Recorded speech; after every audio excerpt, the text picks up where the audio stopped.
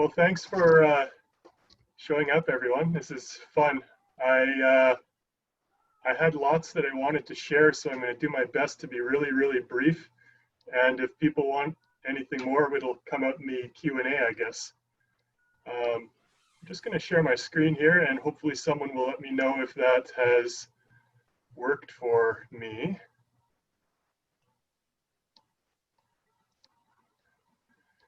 Can everyone see my kids there?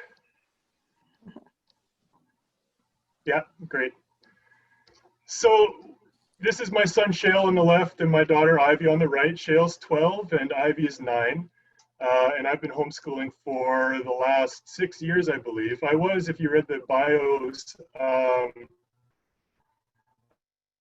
in Winnipeg, moving out to the country here, and it used to be a joke when someone would ask, "Whoa, oh, you're a teacher. What do you teach?" And I'd say, "I teach students." Interestingly, when all of us who are homeschooling, it's very much that we don't have to be quite as confined to the lockstep dictates of the curriculum, and we get to really focus on our kids, and it's been a real pleasure for me to do that. I'm going to go really, really quickly, except I can't get my slideshow to work, so we'll see how that works.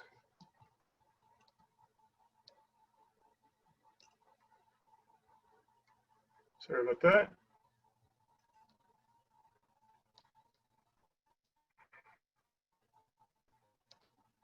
Can you guys see my screen still?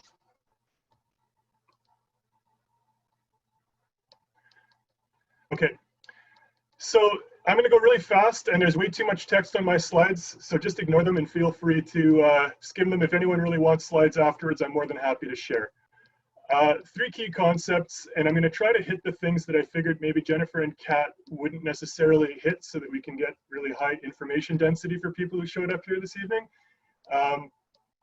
There are a few things that maybe come just from the teaching background that I had that have transferred nicely to homeschooling. Mind you, not all of them. Homeschooling need not resemble conventional school. So I imagine there's some people who are on the call who are maybe homeschooling for the first time this year. And based on my experience, there is no need to replicate things that are done in the public school or private school system, many of which are not about optimizing learning. They're about classroom management practices and all kinds of other things.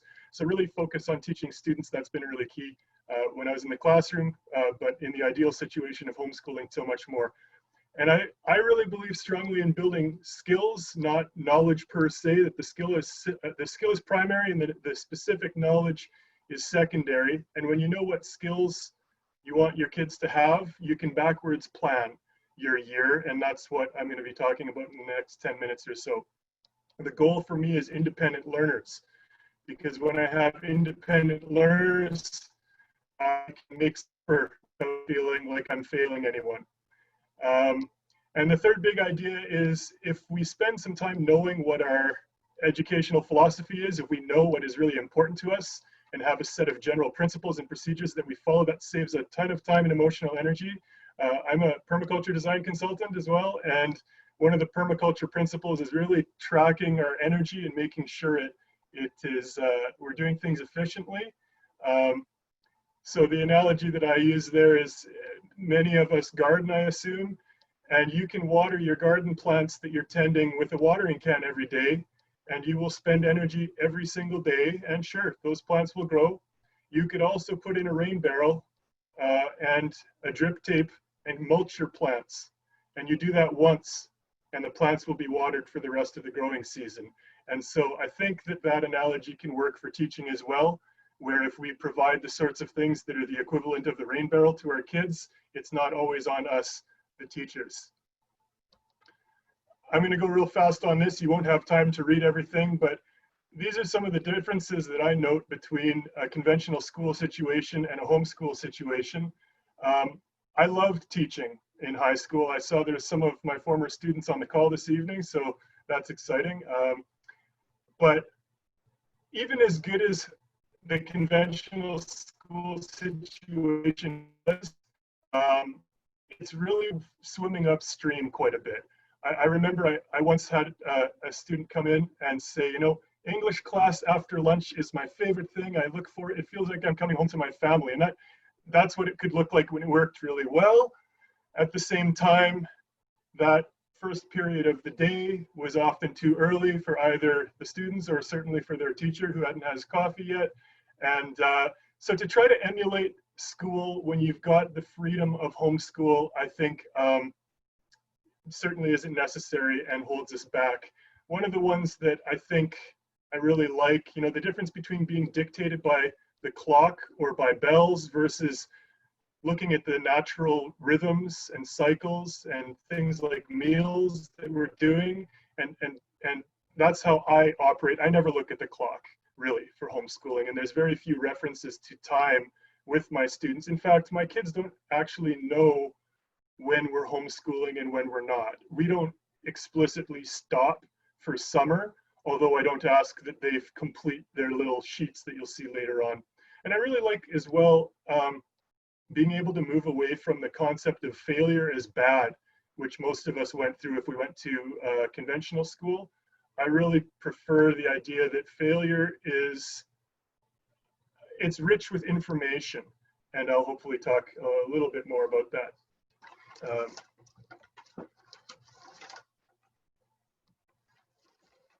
These are my kids. I'm not going to talk much about this one. In homeschooling, I used to have to ask permission to take grade 12 students outside to read a poem in the sunshine. And I don't have to do that. I can basically take advantage of how nature is a natural engine driving curiosity and learning. And I know that I think Kat and Jen are going to talk about that more, so I'll just leave it at that. But you know, using nature is a huge part of what we do. So here's the brass tacks. We plan every year, and we're doing it actually this week. We get really excited about the start of the school year and what we want to do. And I like leveraging all of the hopes and dreams that we have for what we could use this year, and asking my kids what they really want to do. And then also I have some hopes that I want to do as well. And I sort of think of this as a bit of a maybe reverse Maslow's hierarchy thing. We want to start by making sure that we address our basic physical needs. You don't teach or learn very well when you're hungry or not rested and all of these things. So again, I'm not going to run through all of these, but we have different needs. And starting with our needs before we start building our plan maybe is obvious, but I think if you haven't thought about it, it's possible that you might start with a curriculum document if you're homeschooling. And I would say that is not the place where I would choose to start for our situation anyway.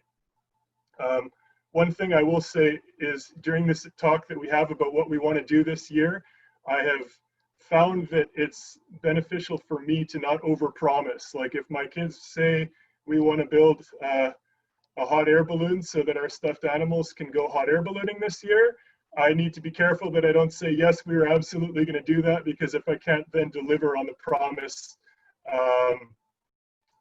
I just want to be true to my words.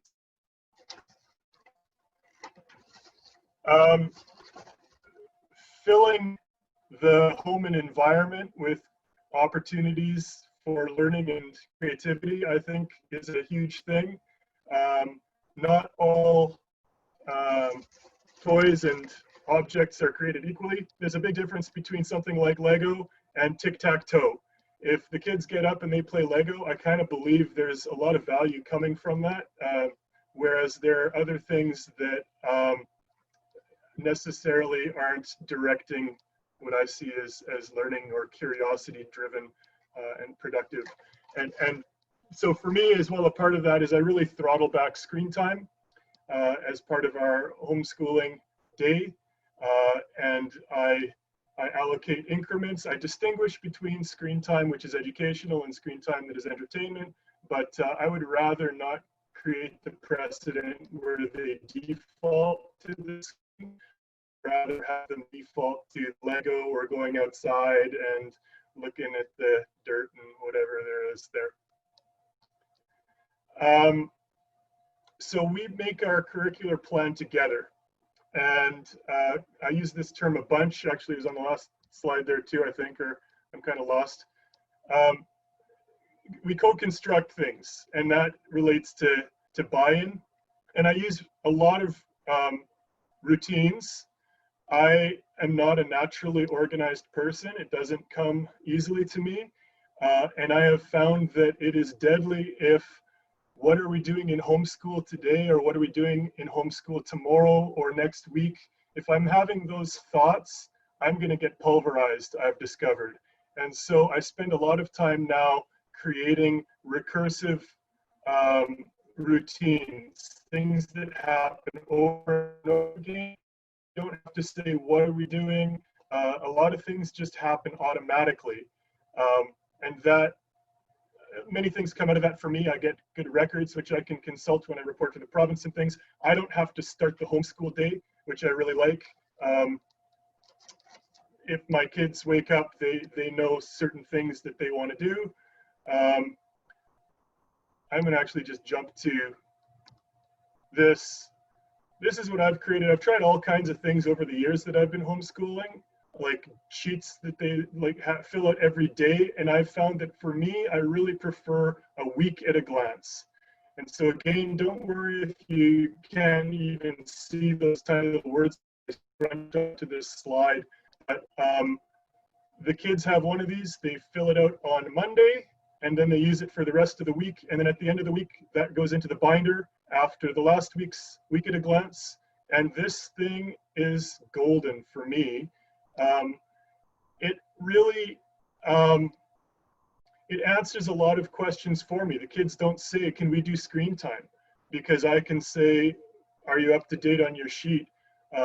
And yet the sheet is open enough that it doesn't remove choice and spontaneity and things like that. If you look at it carefully, you'll notice that there's a lot of things that are that would happen every day. They're quite dynamic things like what question have we come up with, or whatever. You can also notice that I oscillate. I kind of strategically we start the day. We're going to start with some yoga or some stretching, because getting the body moving, I think, is important. And then I kind of move to something that would be a little bit more sedentary. They can do typing practice or bits and bricks or boost or something, because we've just done something physical. And then you'll see that there's different activity things that are scheduled later in, and they're not slavishly tied to following these things in order. It's a rough guide, and we deviate from it quite a lot as well.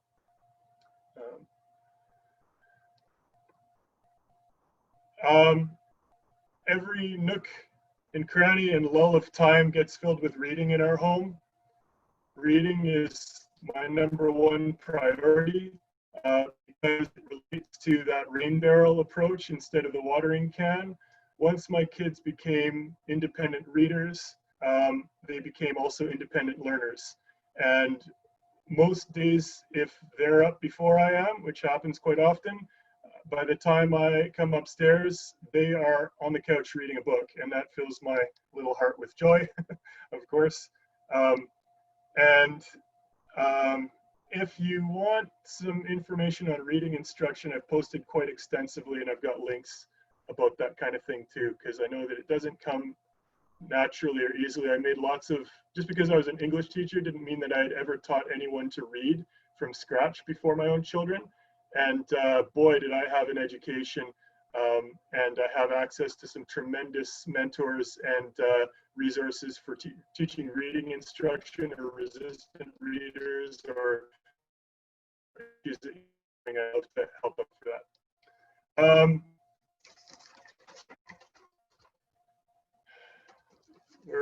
I'm basically done here, but a couple last things. General principles and procedures. It's telling me my internet connection is unstable. Can you all still hear me? Yeah, okay.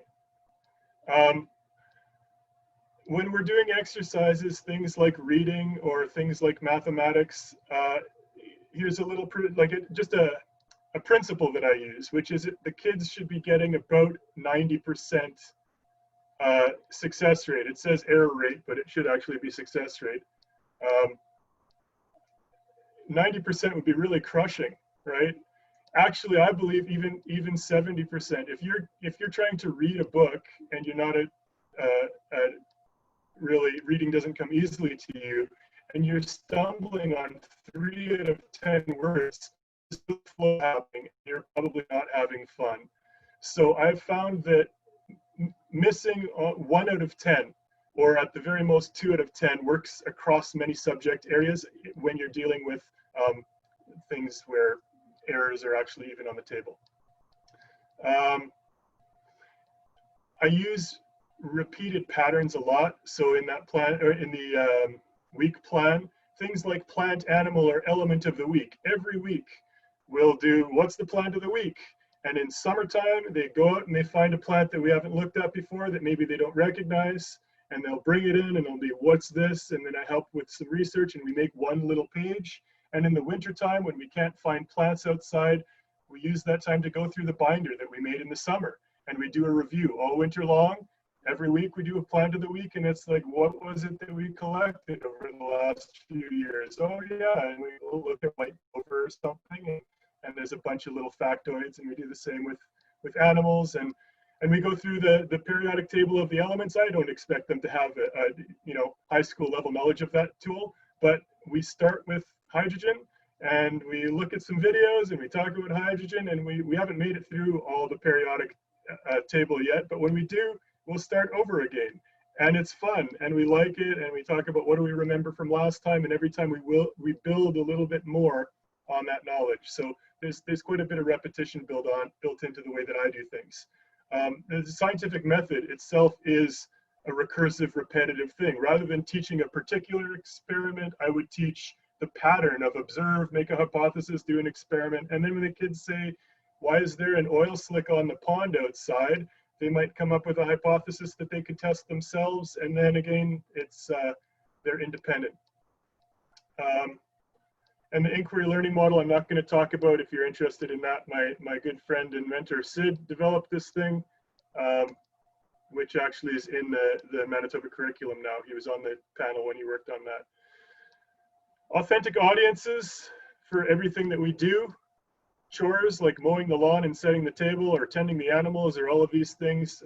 It's never busy work. It's not fake, and I really believe in that. My son, well, my partner's father died this summer, and my son wrote a poem which he delivered at the funeral, and that kind of real audience, there's no substitute for it. And every time I can roll real audience into everything that we do, that's exactly what we do.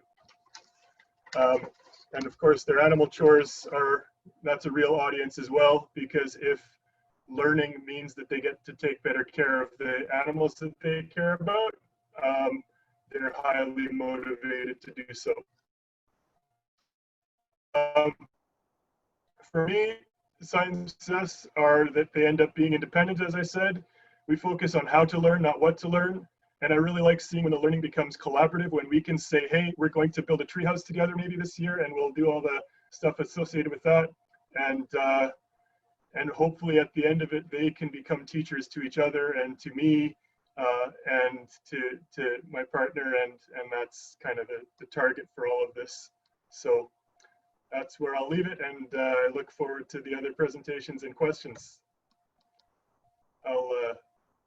If anyone wants this, they can just ping me and I'll send it out.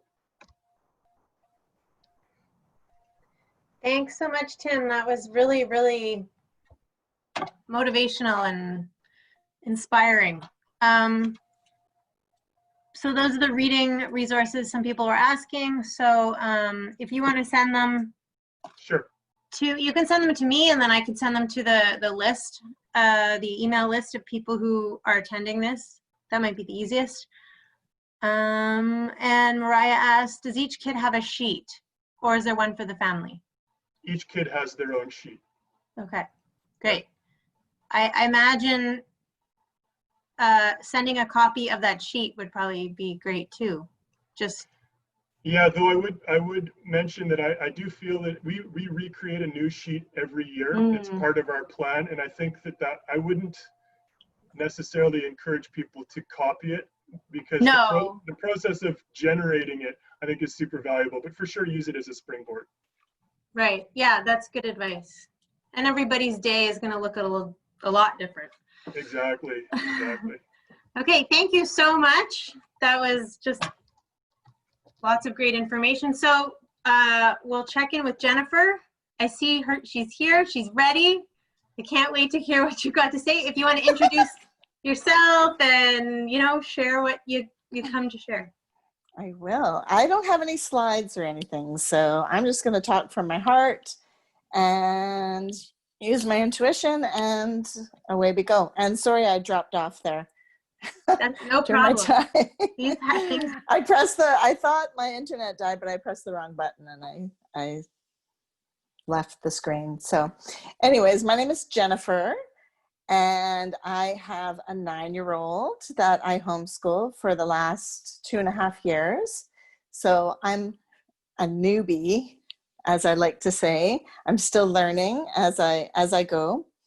And this year we have my teen daughter at home also. She is going to be homeschooled this year. We didn't want to send her into the chaos of the public school system this year. We thought she'd get a better education at home. So anyways, I'm not going to be navigating almost a whole new schedule routine, adding in a teen. So tonight I'm going to share what I know, what I've been doing the last 2.5 years. And I'm hoping to fit my teen in with it also. But I thought it was awesome when Tom was talking about like not doing school at home, because when I first started out, I was in the MASH group and I was sharing my story, like I think a lot of us do.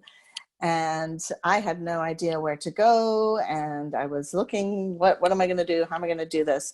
And one of the homeschool moms said to me, just remember that this is homeschooling, not school at home. And I hadn't even thought of that. Like, it just hit me like a ton of bricks. And it really changed my whole, it just changed my whole view of how, you know, all of a sudden I'm like, okay, I have a path, I can do this. And because I did not want to do school at home. So it kind of sent me on a journey of trying to find the right things that were going to work for us, and learning about rhythms. And I found a great little Waldorf curriculum that really resonated with me. And I learned a lot from this curriculum and the group that I was in. And I just kind of flew. I flew from there. And you know, so a lot of our day starts with circle time. So we do circle and we sing songs and we connect, lots of eye contact, lots of connection, lots of like hand games and touching and stuff like that. And it was really, really great. But I noticed that he was always wanting to bounce on the ball and always wanting to be moving and that kind of thing. So then I had to switch it up. So I thought, you know, I'm going to start taking my stuff outside. So we started doing a lot of our work outside, you know, like writing our name in the snow with paint and stuff like that. And once spring came around, we were doing lots of chalk work on the driveway. And I started taking him into our forest. We live in the city. We live in Bridgewater Forest, and I have a little forest with trails just down the street from me. And I always get choked up when I think about this, but I had never experienced this before. I was never an outdoor person. I did not like camping. I didn't like being outside, that kind of thing. But once him and I hit this forest, and I had brought some carrots. I went on Instagram and I was like just going through people's pages and learning things. And anyways, we made this snow cake in the forest. So I brought carrots and corn and we built this cake and we decorated it with the vegetables. And then next thing I know, I look over and like Oliver is just playing. He's like playing by himself. He's talking. He's like absolutely having this connection with himself and with nature. And I was like blown away. I'm like, wow. So with him being off in the corner doing his thing, I just started thinking, wow, this is amazing. I've never experienced this before. I also felt a bit of shame because I have 2 other girls that I've never taken into a forest because of how I was. I didn't like going outside and to a forest and camping and stuff. But it all kind of started steamrolling, and yeah, he just connected with this outdoor adventure. So anyways, being out in nature is a big part of our day now. I have committed this year to be outside for as long as we can, even on days that are cold, doing most of our work. And yeah, so I'm looking forward to this year doing it. But anyway, so how I plan my day is I usually make a list on a paper of what we need to get done in the week. And most of my stuff that I do is outdoors. So I like take math outside. I use like everything is from nature. So we collect sticks and stones and pine cones and whatever that is. And that's how we do our math, that kind of thing. And I just lost my train of thought. Anyway, so for example, like yesterday, we got up, we had our little circle time. We read stories during circle. We did some sign language, and then I packed up my backpack with a bunch of stuff for math, and we got on our bikes and off we went into the forest. And you'll often catch us like in the hammock, just reading books. I'm sure my neighbors all think I'm crazy out there, and probably wondering, what is that crazy lady doing out there with her son? But we'll read books, we'll play in the forest, we'll do our math. And yeah, we spent like 2.5 hours outdoors yesterday doing that. I have lawn dice. We use lawn dice and I made a 100 chart on a big queen size sheet, and we play games that way. Yeah, so I'm losing my train of thought. I'm so sorry, you guys. I have some notes written down here.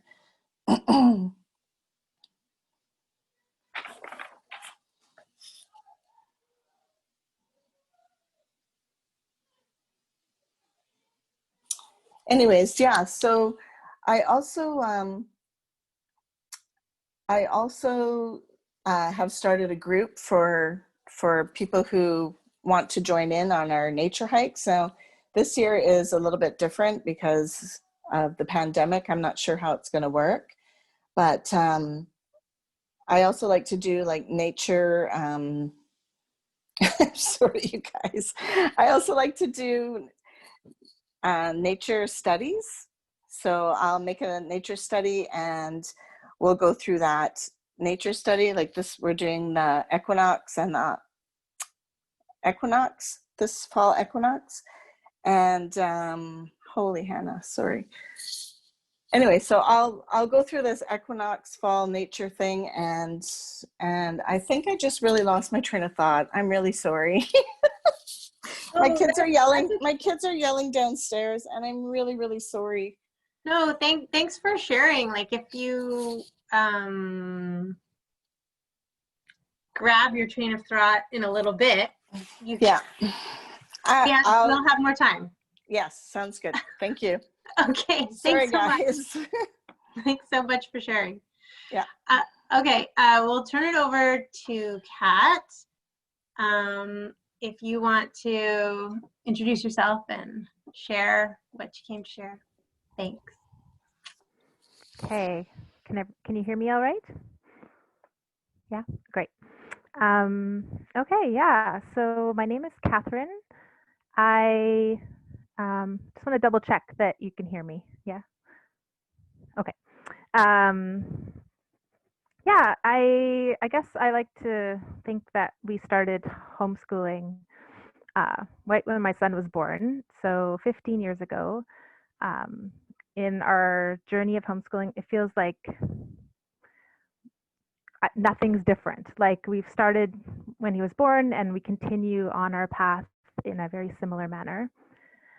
Um, in that, I've always, followed who he was. And again, when my daughter was born, followed who she was. And sort of, there was no real change when they came of age for school. We just continued doing what we'd always been doing together. And so it feels like a forever time, but it also feels incredibly short. So for us in our homeschooling, we do more of like a self-directed learning philosophy. So we don't follow a curriculum. So when I was thinking about how to talk about how we structure our days, it was a bit of a mystery to me first of how to even articulate our structure. But when I sat with it for a while, I realized that we do actually have quite a structure to our day. It looks more like a container, and it's like our family rhythm, our individual rhythms that and needs, sort of wrapped in a seasonal rhythm, all kind of held with this with this value system of connecting with each other. So it looks really different for us depending on the season. I find that we shift a lot once it starts to get cool in the fall, but we don't start or stop our homeschooling journey ever. It just shifts and looks differently all the time. So right now I'm noticing, even without even planning or thinking about it, that we're all starting to gather again in the early or later evening together in the living room. Maybe we put a fire on because it's chilly. And so things are shifting now from the way it looked in summer, where the kids are running around outside at night, or we're doing a lot of like outings. We're at the beach, we're at for walks. And now we're kind of gathering. So when I think about our structure, and it really has to do with each person's individual needs, passions, ages. It's a big one. And I kind of include myself in with the learners of our family. So I don't necessarily see myself teaching, as opposed to sort of, well, first, I definitely am their resource and their support and their guide, but I kind of include myself in the learners in our family. So when I make our plans, or when we sort of do like a mind map for each person, I'm always in there too. And I kind of see myself as like life learning alongside them, and I'm life learning or self-directed learning how to support their learning. So I, in that way, kind of give myself a lot of grace to try everything and drop whatever doesn't work. Just screw up and apologize and keep going. So if I was giving this talk 5 or 10 years ago, it would look a lot different than now, because I have a almost 15 and almost 11-year-old. So when they were smaller, how we structured it was quite a bit different. Now it's very much more individual. So my son's a night owl, and so his time that he learns best is between 10 p.m. and 3 in the morning. So that's he's always been a night owl, but it's progressively gotten later. And so knowing that, like for him and I, we have our best discussions before I go to bed. He does a lot of his stuff that he's into and projects and creating late at night, and his method for concentrating is to be listening to an audiobook and working on things with his hands. So his looks a lot different than my daughter, who, she was more of a morning person. She's very active and needs to move. and be physical with her body, and connect all day long with me. She likes to, she uses screens more for, I think, connecting with people, connecting with friends, following her interests and like watching videos and stuff. But a lot of it is for her, it's like relaxing and connecting with people. Whereas my son uses, technology, we'll say, for his creating, his building, his learning. Like most of his passions are in that area. It's when he was younger, he used his hands. He built with the glue gun. He built everything. He glued everything in the house together. He didn't really come into using technology till he was around 8.5 or 9.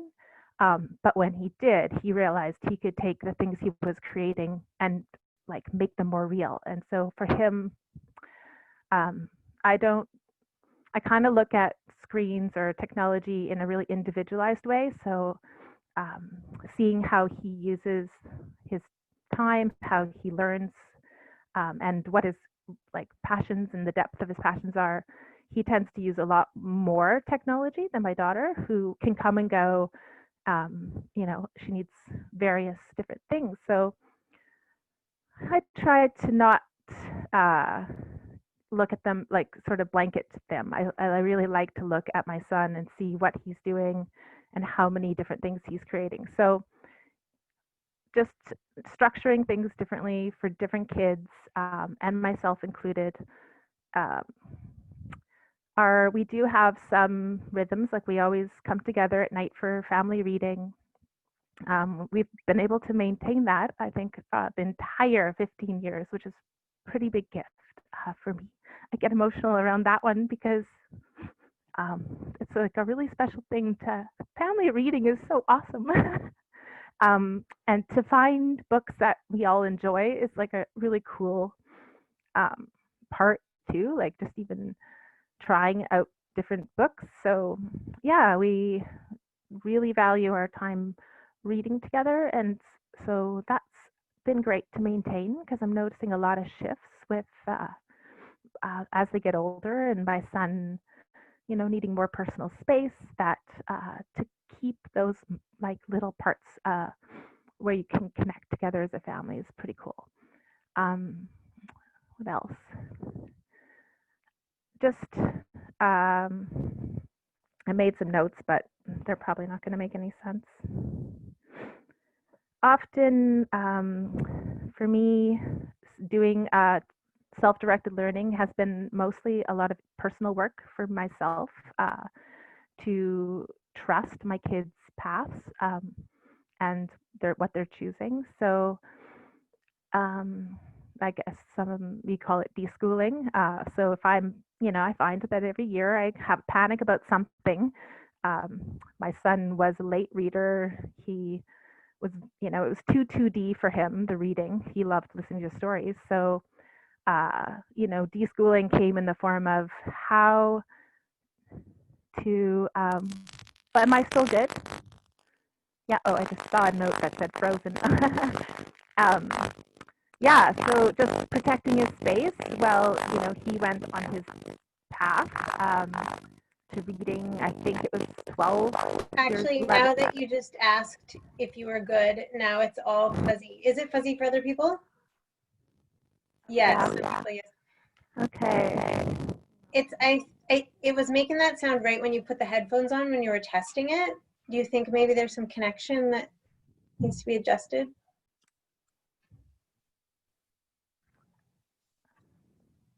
I'm gonna try this. Ooh, that's better. That's better? Yeah, lots better. Okay, awesome, perfect, Great. thanks. Oh no. Yeah, just using, Now move forward. When you sat forward, it was good. Oh, like this. No. Is that better? No. Darn it. Hang on. Maybe just use your computer sound, like microphone. I don't know. Is this okay? Yeah. Okay. Sorry. I have a feeling all my kids are using the Wi-Fi too, so that might be a problem. Okay. So am I sort of clear? Okay. Just using reading as an example of work that I had to do to just protect his space for his own path towards reading. You know, he read at 11 or 12 is when he began.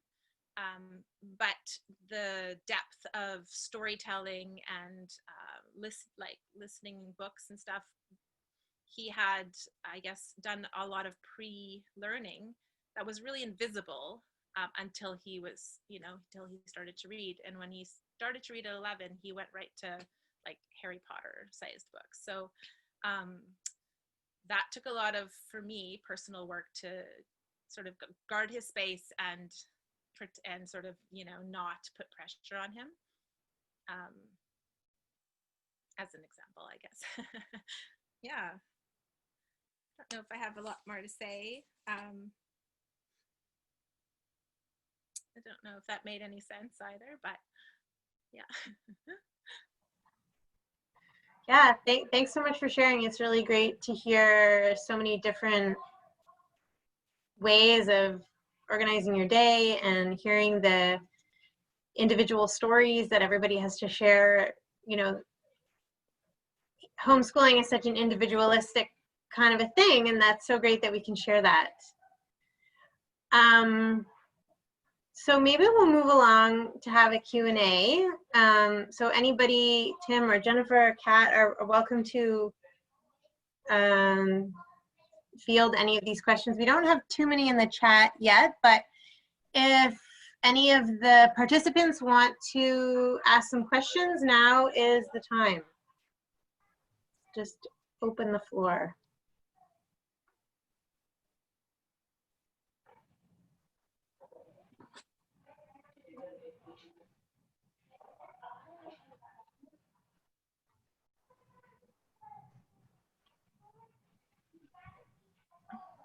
Can I jump into the silence just for Yes. one brief second?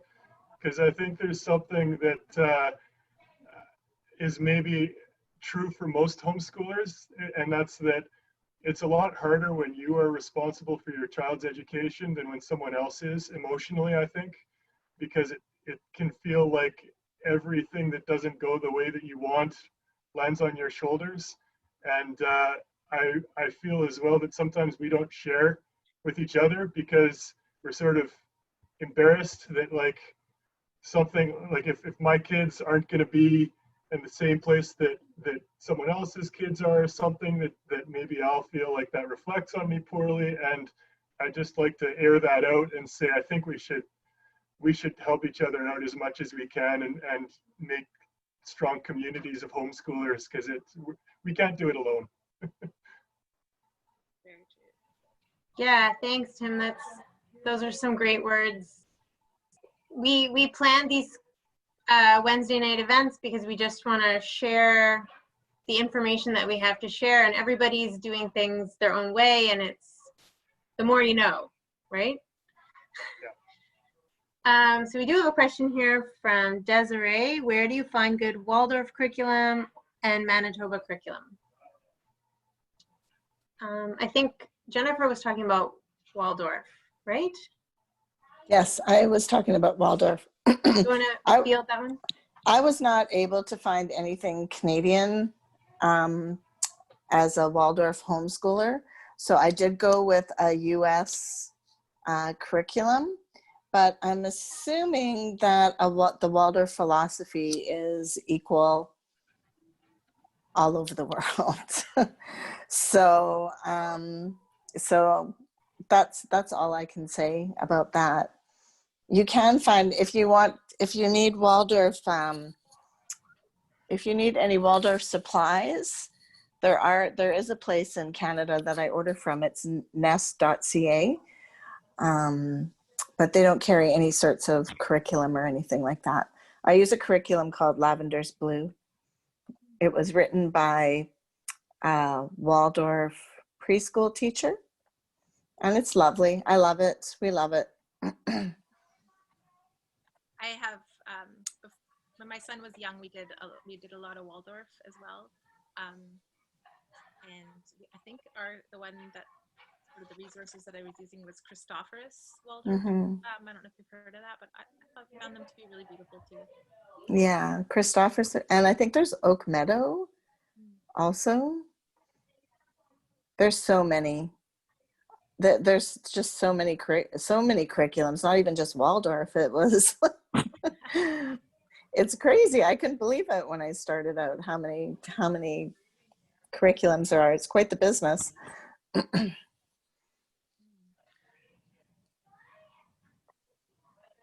Okay, so yeah, thanks for answering that one. We had a question about Manitoba Curriculum. Is there somebody who's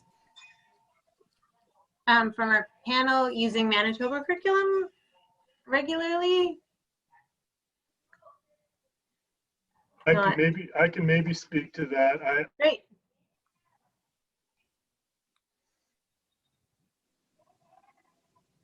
I do recommend that if you haven't watched Rachel Fessick-Lamb's video on the MASH YouTube channel about using the Manitoba curriculum, that you go there and watch that. She has an hour presentation of how to use, and she shows you where to find the links, and it's excellent. Thank you. Yes, that would provide you with the information you need. Okay, questions from Michelle. One thing I'm wondering is, how do you keep track of progress? Do you write down what is done on a daily basis, weekly? Any suggestions on this? I can start. Go ahead, Kat. I can just give a bit of what I struggled with keeping track, especially when in the early years. As we've progressed, I found, for me, I tried writing to keep track, and I struggled with that. I always had good intentions at the beginning, and then it just sort of, so what I've done that works really well for me is I photo journal. I take pictures, a lot of pictures, and I use a private, Instagram account for myself to kind of keep track that way. And just other private photos. So then when I go back, I'll look through my photos, and my kids put up with me taking photos now because they understand that I journal like through photos. So for me, that works really well. And then I go back when I need to write a report, and I literally just look at our pictures and videos. So yeah. I do the same. I take photos, and I have an homeschooling Instagram account.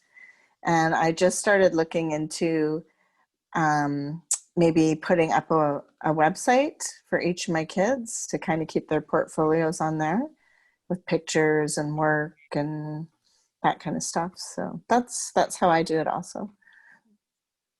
I use paper a lot because I'm not on social media, and I don't have a smartphone. But I found that what paper you use and what sorts of like the difference between a binder and a coil-bound notebook, for example. I really like coil-bound notebooks for things that the kids are going to be writing in every day, because they automatically preserve the chronology, whereas writing on loose paper just becomes a garbage pail. And so mostly for things that I want to keep track of, like a progress in their reading responses that they do with me, which are letters that we write back and forth about what we're reading to each other. I really want that as an artifact because it's neat, and I also want it to be chronological. So that's done in a coil-bound notebook. Their week at a glance sheets all go into a binder, and they only have to access that binder. Honestly, it's sometimes only once every 3 weeks when I say, why are all these sheets lying around here? And then they go into the binder. But I don't really care as much if those sheets are preserved, because they're an artifact of what we did that week. But at the same time, they're just, once they've been used, their function is more or less done. I'm just, now that my son's 15, I'm just switching over to more keeping track in an organized manner or trying, that's my try.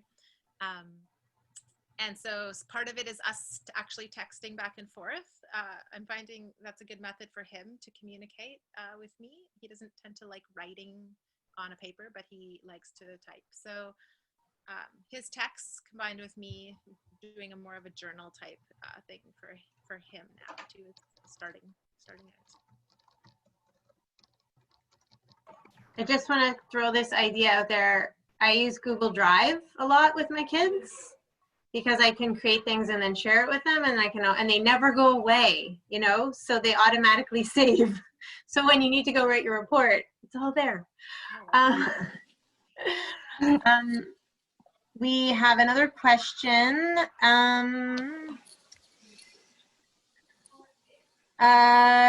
Directed to Kat, looking for insights for establishing a good rhythm when your kiddos are young. This is a constant battle in our house. When my kids were young, especially my son,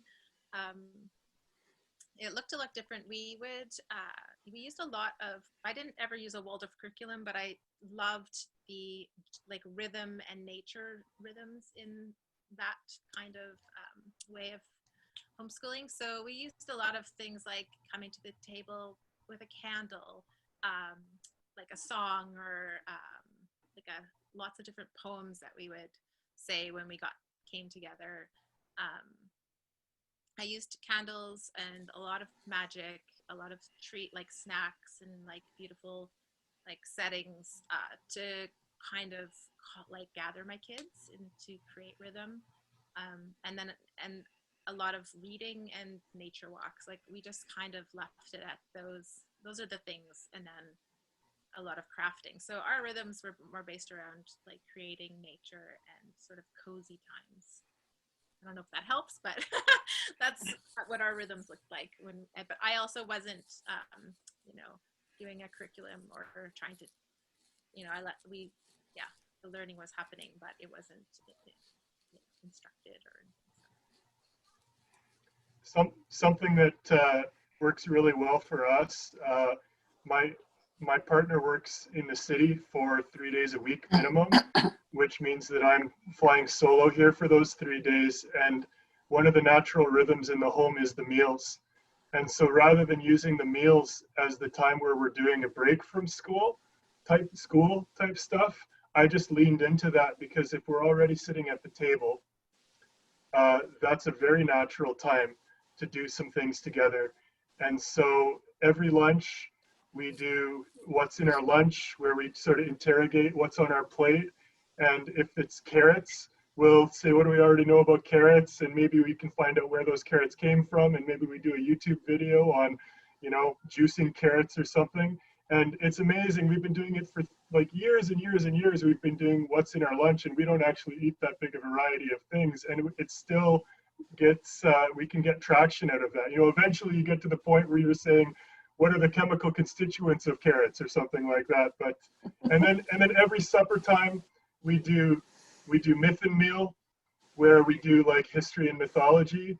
And I like the alliterative, so we sit down and they say, what are we doing for myth and meal? And so I use the meal times, and that works really nicely in our home.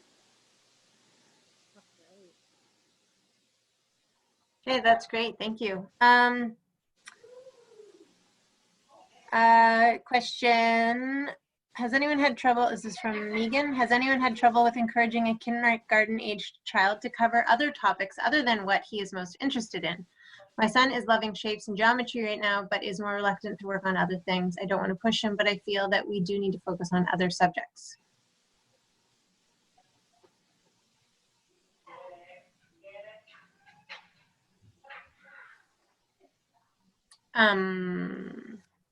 I can't really talk for that. I didn't start homeschooling till my son was in grade 1. And, but yeah, so. Sam, you wanted to say something? Yeah, I mean, I think that anytime we're teaching, particularly if it's a situation where the learner is not really keen on whatever it is that we think is important, I think it becomes a motivation game more than a subject area game. And so depending on how resistant the child that you're working with is to whatever subject it is that you feel is important to address, for me that sets where I meet my child. If you know, one of my children has decided that they hate geometry, then I'm going to look for ways to have positive associations around geometry and find it in their life in places where they didn't even know it was geometry. And so I don't know that that's helpful, but I do think that moving from a subject area way of thinking about it to a motivational framework might change the outcome a bit. Kat, did you want to offer anything to that? I was just wondering if you could just reiterate the question. I can't see it on my thing, so I couldn't quite. Oh, you can't. Okay, let me find it. Yes. My son is loving shapes and geometry right now, but is more reluctant to work on other things. I don't want to push him, but I feel that we do need to focus on other subjects more. Kindergarten, we're talking about kindergarten. Okay.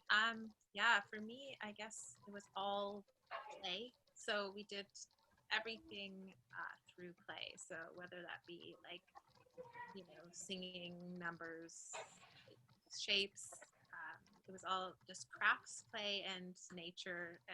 So I think you can generally find most of that within play, within games, within crafts, food, and nature, pretty much. So yeah, I don't know. I didn't focus necessarily on taking out the subjects from there, but I noticed that they were within all of those things. I also have learned that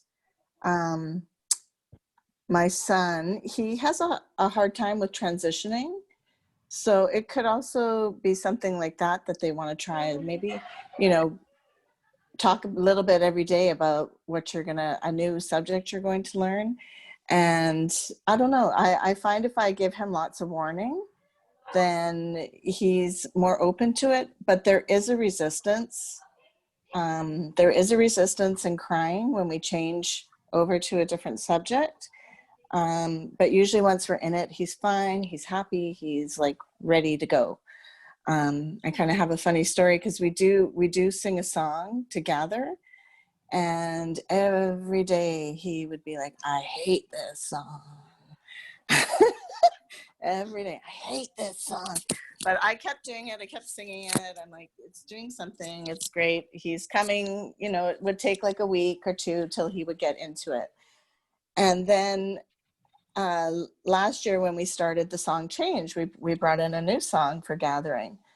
And he cried because it was a new song and he loved the old song.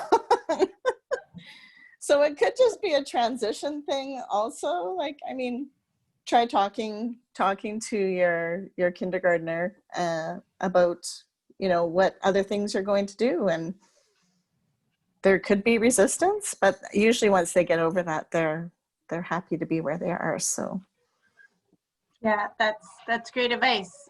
Yeah, it could be more about the change. Yeah. We have a question here for Tim. How long did it take to automate your schedule for the kids to know what to do on their own? Weeks? Question mark. I still ask my 12-year-old every day if he brushed his teeth in the morning, which is the first item on his sheet. And at least 20% of the time, the answer is no. So it's not automated at all. We're all human, and they have my DNA, and that means that we are not. It's a struggle for us to be organized, and I think for me that means that I need that kind of structure maybe more than someone else. For me, if I just wanted to play it really loose, there would be certain things that we'd never get to. And so that sheet is, it's also for me.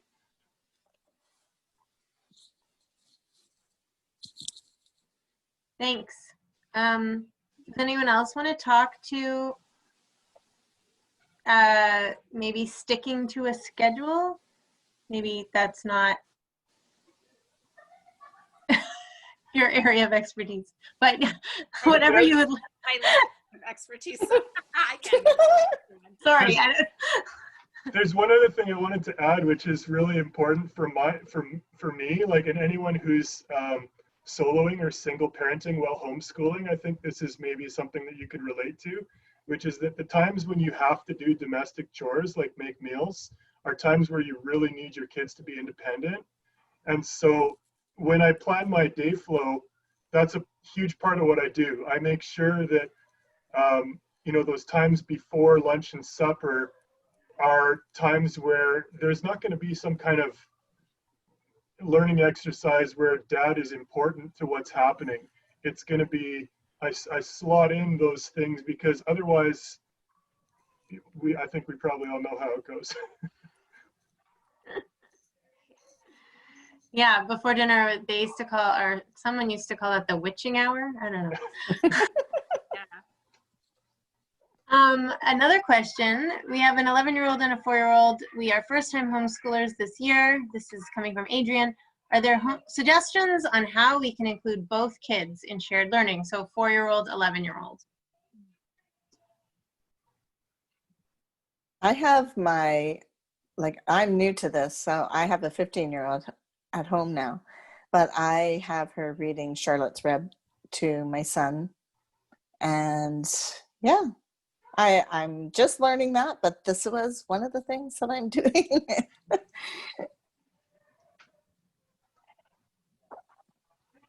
I mean, for 4, they're going to be maybe like, you know, when you have something you need to do with your older child, then setting up like a craft or something to play, or having them read to the younger one, or help them with a craft is, you know, lots of what we did.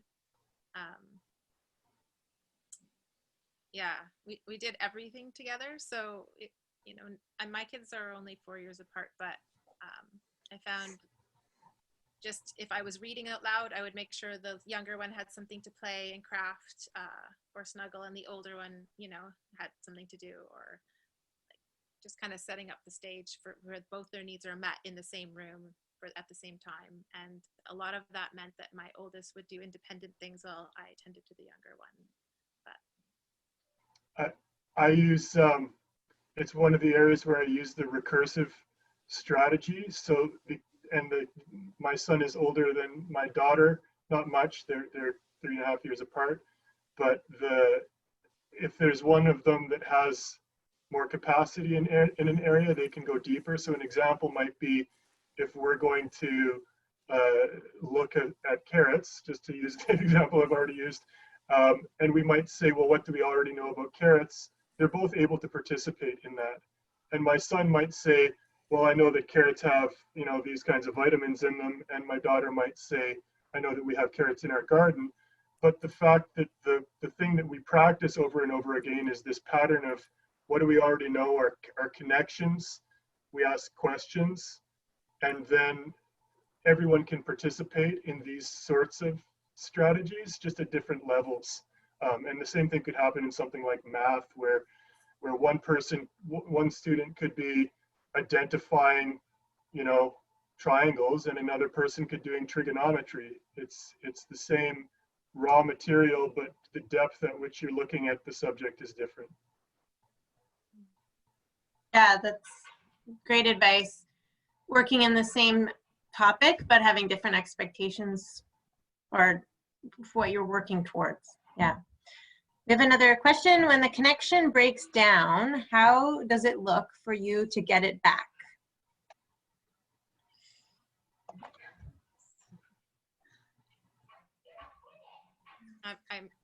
I think it's a lot different when you're working with teens, as when my kids were younger too.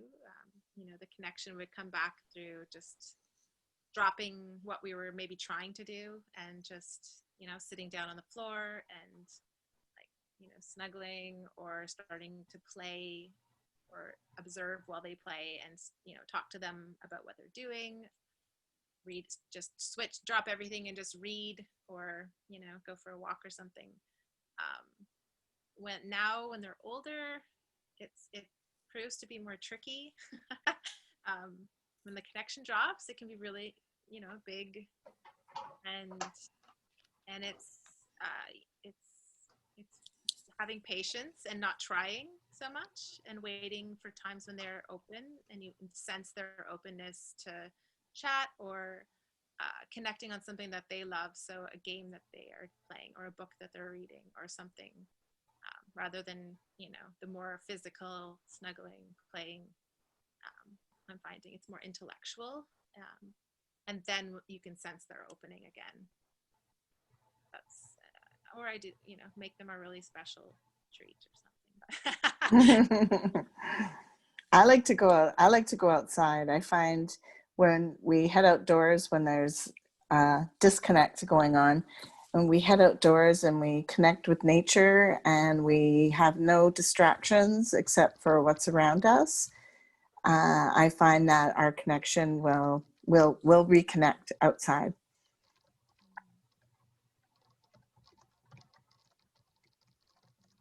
I think as well, permission giving to ourselves, like we're parents first, and it's not necessary that we drag our kids through unpleasant experiences because we think that's in their learning interest. I think that's crazy talk. So I would say if something that you're doing as a homeschooler isn't fun for you or your kids, maybe it's worth reassessing and asking for some help to think of some other ways to approach it, because I think it should be fun. Basically always, even the things that weren't fun for us when we were in school, I think could be fun if we have the homeschooling freedom.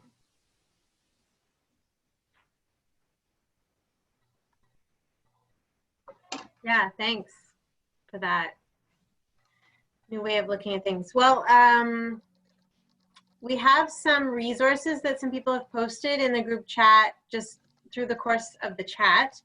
I think, as Tim was saying, if you ended up having to leave the meeting for some reason, you will have lost the chat. So you can send an email to MASH if you didn't get some information because of that. So Kat has posted the Waldorf resource, which is called Christopher's Waldorf for Homeschool. And then further back, we have, I posted the link for Lavender's Blue Homeschool. I hope someone can just verify that that's the correct link. I just grabbed it off Google. So Yeah, it is. That's the right one? link.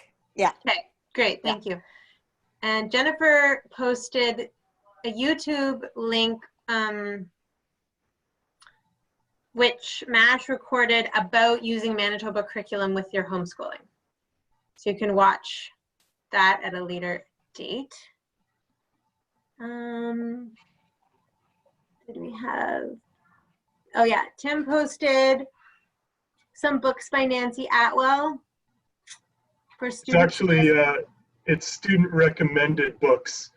Okay. So broken down by age. Ah, okay, great. That's a great resource. Thanks. And then you also posted this Parkland philosophy reading. Did you want to talk a bit about that? Sure, just really quickly that, it's primarily about reading instruction. Like if you're working with kids and they need some help reading and it's not going smoothly and maybe you don't have a very extensive bag of tricks for doing that, I've been posting since COVID happened, I started posting those resources because I feel very passionately that getting independent readers is likely the most powerful thing that you could do in any teaching situation.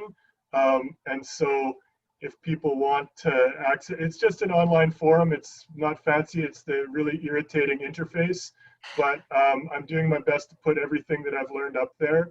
And if people want specific assistance with a specific situation, they can use that public forum. And then if it seems like I can scratch out a corner of time, I'd love to help out where I can. Thank you. Thank you for sharing that. We do have a question from Becky, who's wondering, how long on average do you spend on academics per day? I have 2 children, grade 2 and kindergarten.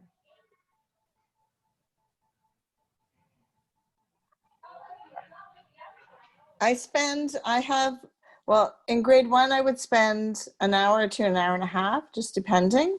And this is just on, this would be like our circle time, our active learning, and our main lesson and reading.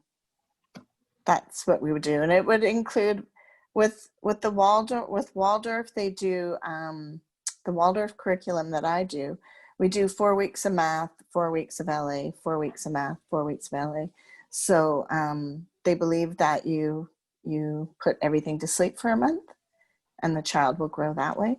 So, anyways, yeah, it would be an hour and a half, 2 hours max. The rest of the time we would spend baking and learning how to tie shoes and stuff like that.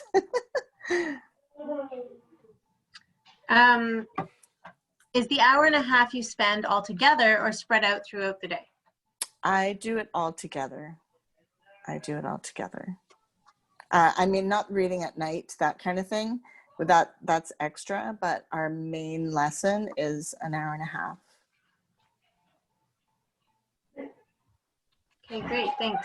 Did Tim or Kat, Sure. did you want to, yeah, go ahead. I think like one of the main things that I'm always trying to do is catch teachable moments, so that I feel like if one of my children suddenly wants to play a game, we have the board game Payday, for example, and I remember years ago, and I don't like that game. I don't find it fun at all. But at the point where my kids were just at the level of their arithmetic and money handling, where that was an appropriate game, where one of them could be the banker, then suddenly when they ask, can we play Payday?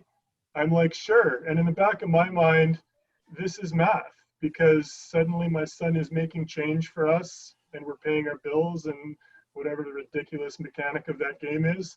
And that's where they're at for their math. So on my day flow, like there are things that I want them to do a challenge reading time every day, and we do a math time every day. Last year that we did the math time after supper. This year, when we plan this week, it'll be something that happens earlier in the day, because their tiredness was a variable that interfered with their stamina to do challenging intellectual math problems. So those things will get slotted in that are kind of like real academic.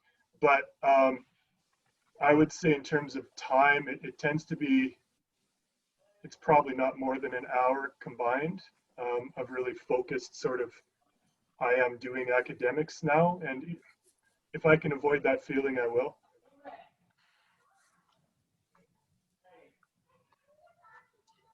I just want to add that we also, for like kindergarten, grade 1, we would do, well, I didn't do kindergarten, but grade 1, we would do, so an hour and a half to 2 hours a day, but 3 days a week.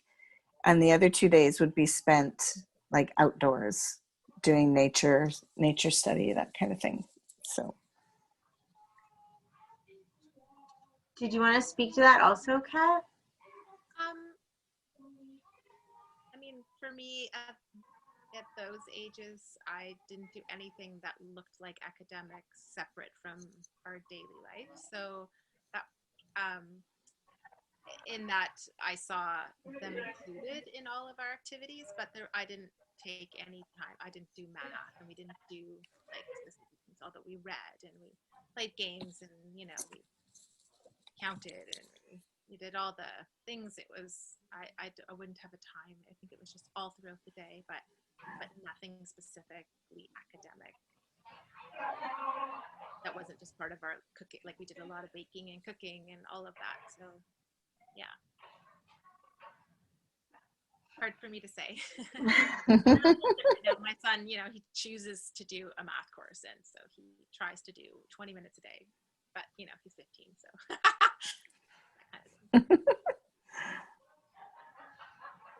Yeah, I know personally for me, when my kids were that age, I like to do it, like to get it done, because I wanted to do other things during the day, and I didn't want to,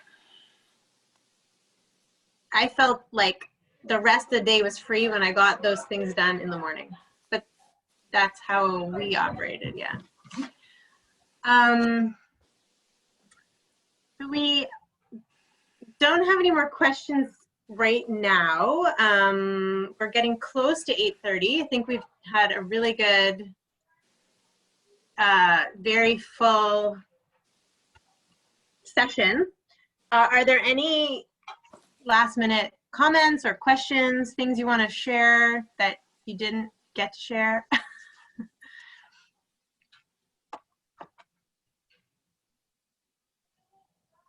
Well, maybe we'll finish up there. I want to thank Tim and Kat and Jennifer for taking the time to, you know, share your homeschooling, your life, your kids. It's been very inspirational and motivational, and it's great to hear the different styles and the different ideas. And we are recording this, and Jennifer, maybe you can clarify how this recording will be accessed. It'll be sent out to everyone who registered for the session. So great. Okay, great. So, and I think Tim is going to email his presentation to us so we can maybe get that into the same email. I know there was at least one person who didn't catch it all because they lost their connection. So we will follow up with that. Thank you, everyone. And oh, I also want to mention that on September 23rd, next week, we're having navigating challenges with panelists Karen Friesen, Linda Thorlickson, and Patty Wilcott. They're going to be talking about sometimes our children struggle. They struggle to learn. They struggle to engage. They struggle to feel good about their learning. And sometimes we as parents can feel like we are in a maze trying to figure out how to help. Join veteran homeschooling parents who have experienced this struggle with their own children and see how they navigated the maze. So if you are interested in coming to this very interesting session we're going to talk about when we come up against challenges, which I know we've all had, I will put the link in the chat.